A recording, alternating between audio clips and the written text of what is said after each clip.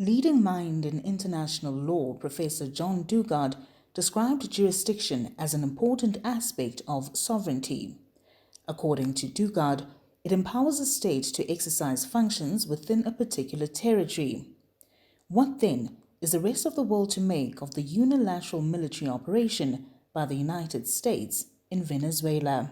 Overwhelming American military power, air, land, and sea, was used to launch a spectacular assault, and it was an assault like people have not seen since World War II.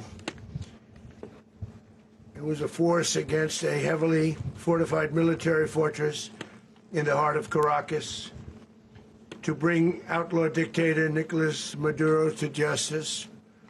This was one of the most stunning, effective, and powerful displays of American military might and competence in American history. Article 2.4 of the UN Charter stipulates that all members shall refrain in their international relations from the threat or use of force against the territorial integrity or political independence of any state, or in any other manner inconsistent with the purposes of the United Nations.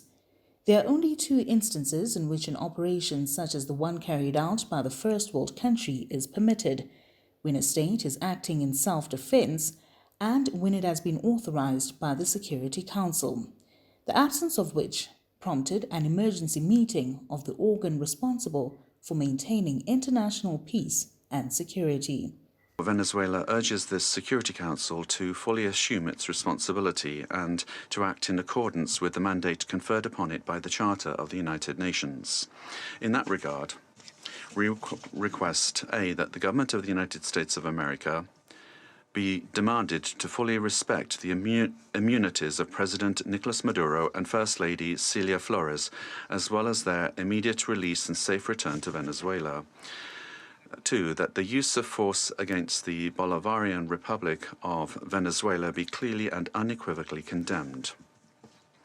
Thirdly, that the principle of non-acquisition of territory or resources by force be reaffirmed. And 4, that measures aimed at de-escalation, the protection of the civilian population, and the restoration of international law be adopted. The U.S. accuses the South American President Nicolás Maduro of narco-terrorism, among others, and accuses him of being an illegitimate dictator who maintained his grip on power through fraudulent means.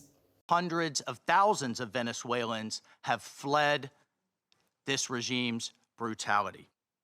I want to reiterate, President Trump gave diplomacy a chance. He offered Maduro multiple off-ramps. He tried to de-escalate. Maduro refused to take them. President Trump made it clear that the narco-terrorism must stop, and yet it continued. The United States will not waver in our actions to protect Americans from the scourge of narco-terrorism and seeks peace, liberty, and justice for the great people of Venezuela. But can this act as justification under international law? South Africa stresses that allegations of internal governance challenges, human rights concerns, or acts of criminality by a head of state cannot justify a breach of the Charter's prohibition on the use of force, particularly Article 2.4 of the Charter. The peaceful resolution of disputes and internal matters must proceed in accordance with international law and through multilateral mechanisms.